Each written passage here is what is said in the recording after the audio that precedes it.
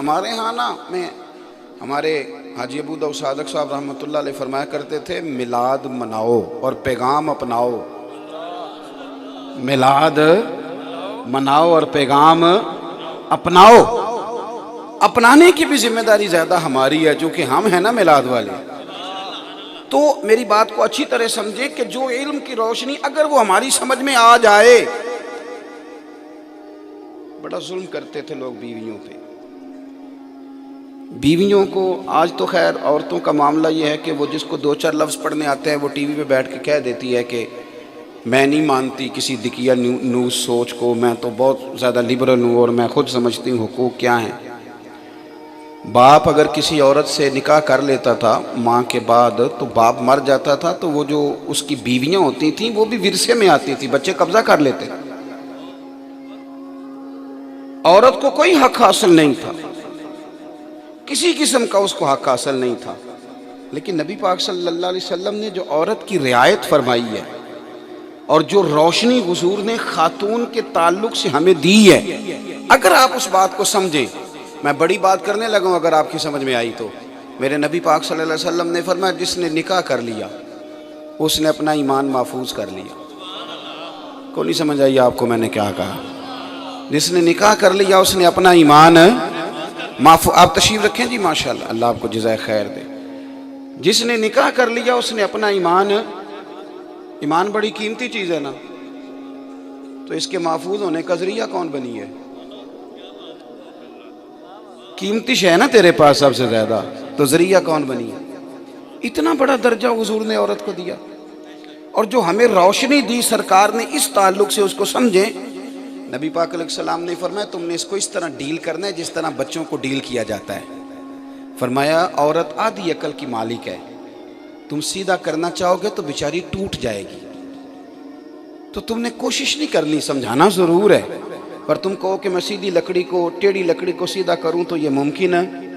अब आप समझे कितनी बड़ी रियायत है, ये वाला हक नहीं को दे सकता औरत।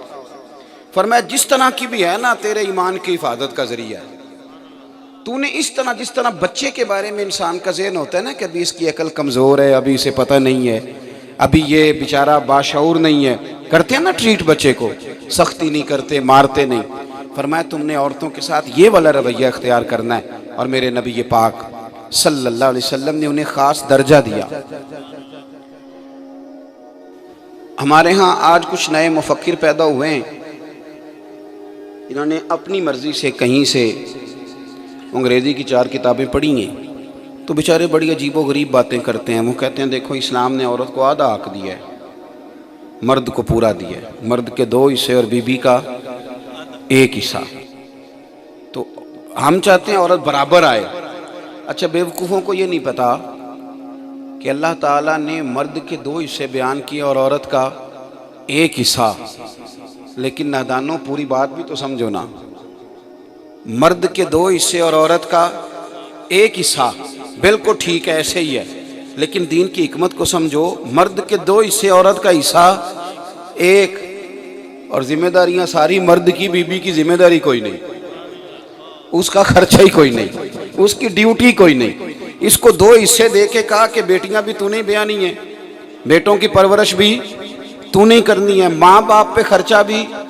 आप बताओ, इस्लाम ने बीबी की जिम्मेदारी क्या लगाई है? बोले ओ कर खुदा के बंदो, बीबी को जो 1 हक दिया वो भी सारा प्रॉफिट ही प्रॉफिट है, वो नफा ही नफा है, इसलिए कि उसके जिम्मे खर्चा। तो अजीब लोग हैं, अजीबो गरीब दास्तान सराई करते हैं। तो जो इल्म की रोशनी रसूल कायनात ने हमें दी, हुजूर ने जो हमें सिखाया, देखो माँ बाप के बारे में नबी पाक सल्लल्लाहु अलैहि वसल्लम ने फरमाया कि ये तेरी जन्नत और दोज़ख हैं। ख़त्म कर दी बात। हुमा जन्नतुका व नारुक, ये लफ्ज़ है हदीस, ये तेरी जन्नत है और ये तेरी, ख़त्म कर दी बात। कोई बड़ी बात करने की ज़रूरत नहीं। अब जन्नत और दोज़ख की ऐनक लगा के जो बंदा माँ बाप की नौकरी करे वो ज़िंदगी भर नाफरमान नहीं हो सकता। जो ये वाली ऐनक लगा, नबी पाक सल्लल्लाहु अलैहि वसल्लम ने खूबसूरत करके इल्म की रोशनी और दानाई के साथ और हिकमत के साथ, आज हमारे यहाँ ना इल्म देने वाले लोगों की शिद्दत के साथ कमी हो रही है, और जहालत जहालत जहालत का ढंडोरा पीटने वाले बड़े अरूज पे। मैं भी जनाजा पढ़ाने खड़ा होता हूँ, तो मैं कहता हूँ जनाब देखो लोगों को नमाज जनाजा की दुआ ही नहीं आती, लोग जनाजे की। तो अब तो मैं डरता हूँ। मैं कहता हूँ अगर मेरी मस्जिद के किसी नमाजी ने पूछ लिया कि मौलाना आपने किस दिन हमें कहा था वो याद कराऊँ, याद एक दिन भी नहीं कराई, तनकीद रोज़ करते हो। मेरी बात की समझ आ रही है?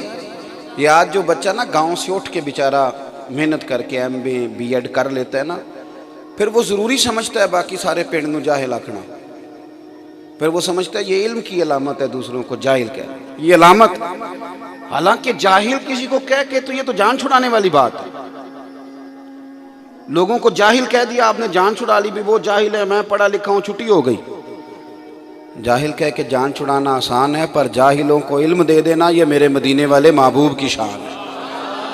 बद्दुओं को इल्म देना, देहातियों को आलिम बनाना और इल्म का शौक पैदा करना, ये रसूल कायनात का कमाल है।